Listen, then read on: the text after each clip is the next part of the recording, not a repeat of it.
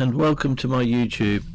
This is it's my interpretation of a look back at the Battle of Britain back in 1940, in that summer of 1940, so stick around.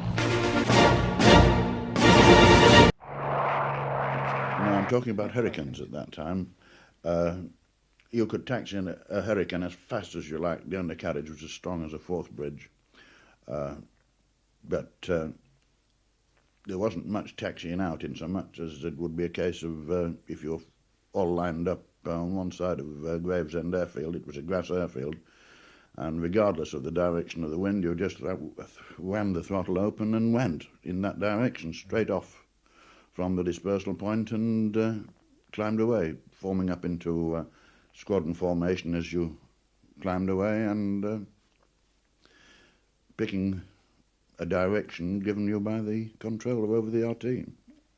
When the war broke out, I was a flight commander in 43 Squadron. It was at a time when the Royal Air Force was described by somebody very well as the best flying club in the world. After 10 months of phony war, circumstances took a dramatic change. The Battle of Britain started on the 10th of July.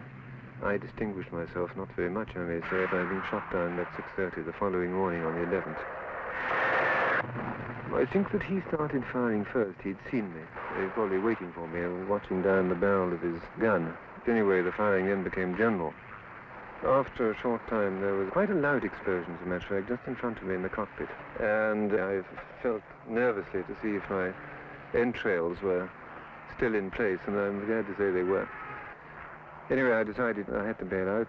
I went over the side and came down and smashed into the sea.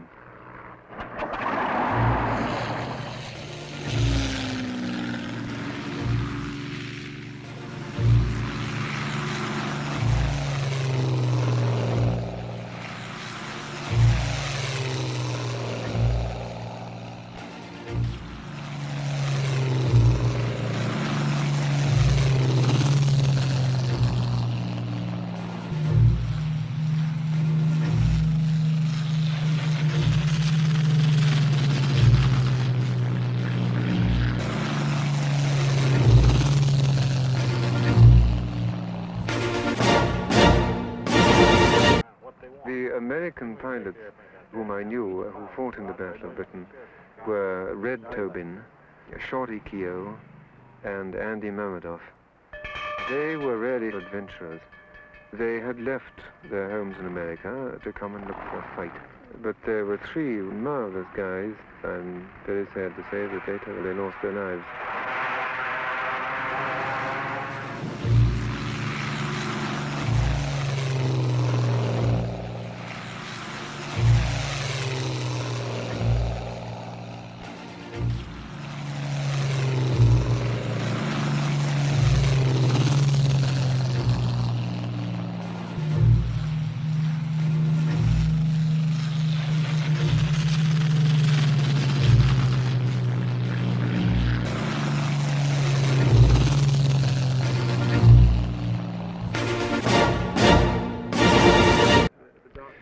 It's very interesting from my point of view, rather nostalgic in a way, to come back to these airfields and to be among Spitfires, and almost incredible to find myself stroking Heinkels and Messerschmitts and so on, airplanes which we were trying to destroy and which indeed were trying to destroy us.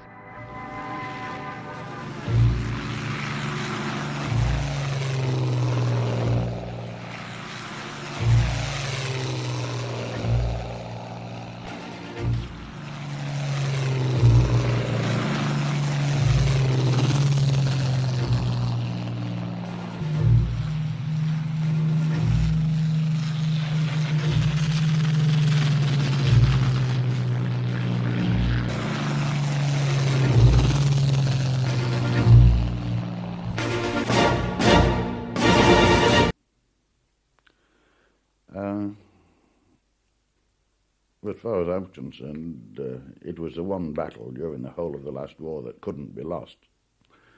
I mean, if we'd lost that battle, there wouldn't have been any others. Do you reckon you knew that at the time? Did you really know that? Oh, no, that's only hindsight, isn't it? We didn't know that at the time. We didn't know it was the one battle that was going to be completely critical. And if we'd lost that, there wouldn't have been any more, would there? Did it change you, do you think? I don't think so. I mean,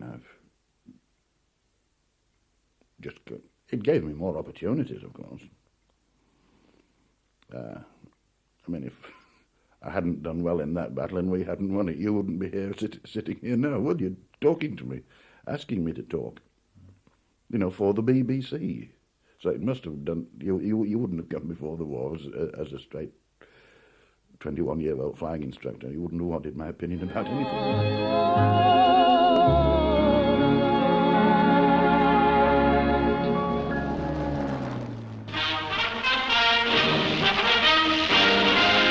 Battle of Britain Day at North Weald. Group Captain Bader, the legless fighter ace and ex-prisoner of war, led the flypast in his Spitfire. And what a sight it was for Londoners this fine, peaceful September morning of 1945. At the war's end, Douglas Bader was cast as the hero of one of his country's greatest victories.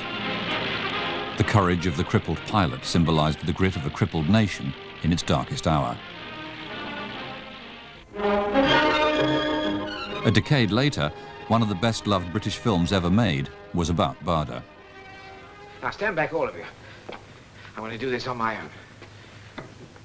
The story of how one man lost his legs in a terrible accident and then fought back to become a wartime ace thrilled millions. We've both been blubbing while this thing's been going on, and now we can just get our voices back, so I hope it comes out. You had tears in your eyes, did you? Running down my face, oh boy. I don't make any bones about it. After all, so did Churchill. Why shouldn't I? But the real Douglas Bader was a more complex person than the simplistic myth created by cinema and newsreel. As those closest to him acknowledge, he was not always the popular hero, but a man who aroused extremes of feeling. Well, you either loved him or you loathed him. I mean, I don't think there was any in between. I don't think I'd ever heard anyone say, oh, he's quite nice.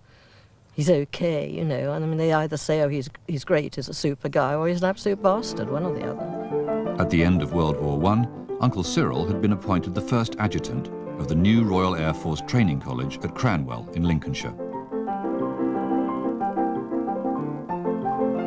As a boy, Douglas stayed with the Burges and was captivated by Cranwell.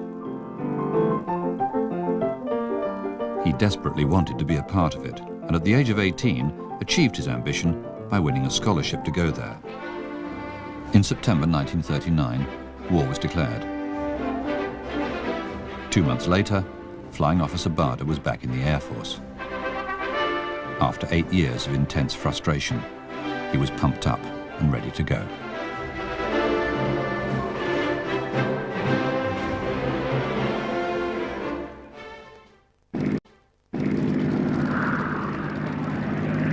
On rejoining the Air Force, Douglas Barder had to take a flying test, but there was a problem.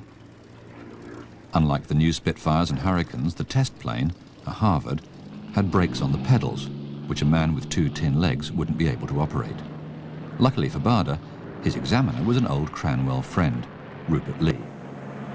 So Rupert said, "Don't worry about the aeroplane on the ground, boy. You just fly around and we'll do a few circuits and bumps," which of course Douglas did perfectly because he could fly aeroplanes beautifully. And when they got onto the ground, Rupert just operated the brakes and no one was ever the wiser. With a little help from his friend, Barder passed. He was posted to 19 Squadron at Duxford near Cambridge, flying Spitfires. He met a lot of old pals. It was like coming home.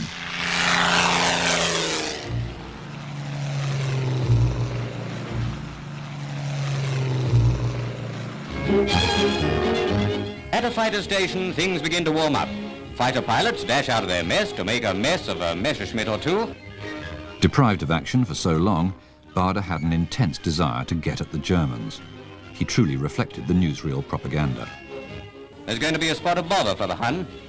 The Spitfires are getting ready to spit, and in a moment their daredevil pilots will be streaking away into the blue to give the Nazis another trouncing. But in the real world, these were dark times.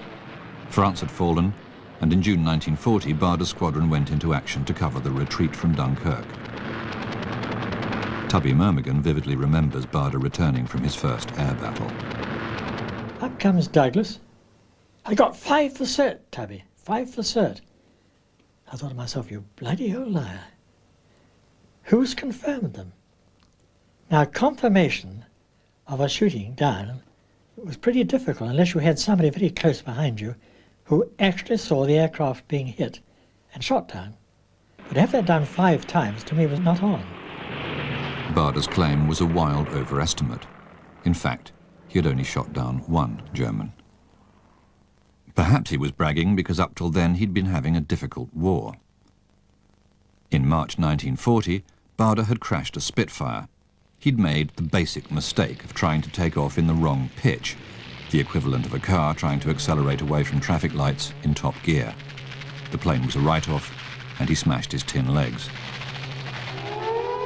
Then one night in June, he crashed a second time, coming into land guided by a flare path. Again, the plane was a write-off. He came in far too fast, far too high, landed 3/4 of the way up the runway, went straight for a hedge and finished up sort of upside down, nearly. Well, I rushed over there in the Jeep to find him hanging on his straps. And I think, I said, "Douglas, you all right?" He said, "Yes."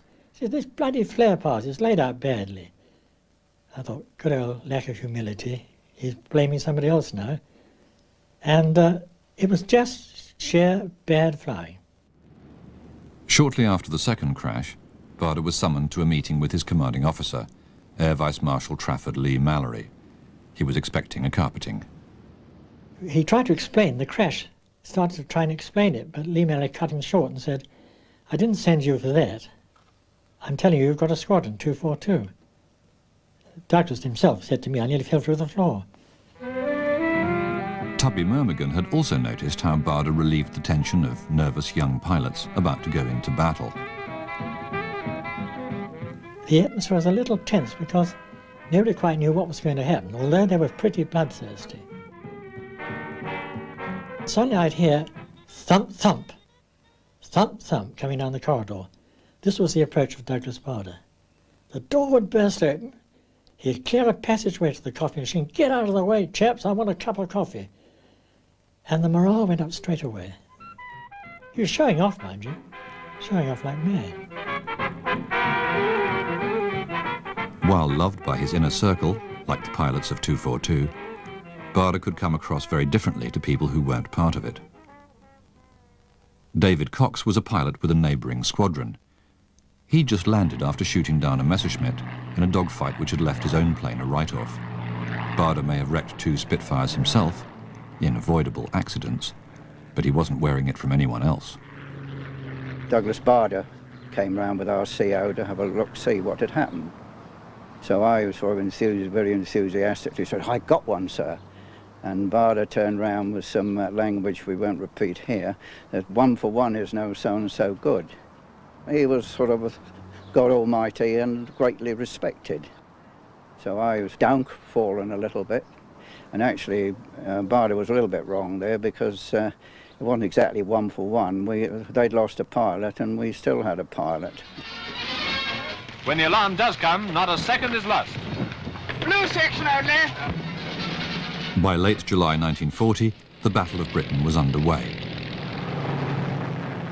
The top scorer, a Czech pilot, Joseph František, shot down 17.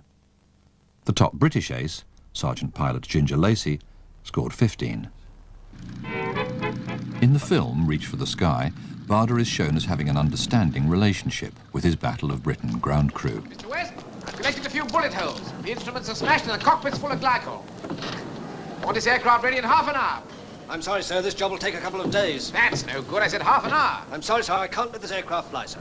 All right, Mr. West. Get it done as soon as possible. But at Tangmere, sympathy was in shorter supply. One day, George Reed, helped by the flight sergeant and the chiefy, was grappling with a broken undercarriage on Barder's plane. Barder screeched up in his car. Then the man stumped towards us, making all sorts of foul language gestures towards us, that this aircraft wasn't fit to fly. Banging his stick on the bonnet of the car, that's what made a big impression on me, that did, because the man was sort of violent in his attitude, very much so. At least he was towards me and the chiefy. He got very close to the chiefy. He could probably have hit the chiefy. He didn't do, but he was in that sort of an attitude. He was all fired up. Well, I really hope you enjoyed this look back at the Battle of Britain, and thanks for sticking with me right through to this far, and I look forward to seeing you on my next upload. Take the greatest of care, and I wish you all the very best, and a massive thank you and dedication to all the aircrew pilots that took part. Their courage is outstanding. Thank you very much. Take care. Cheers for now.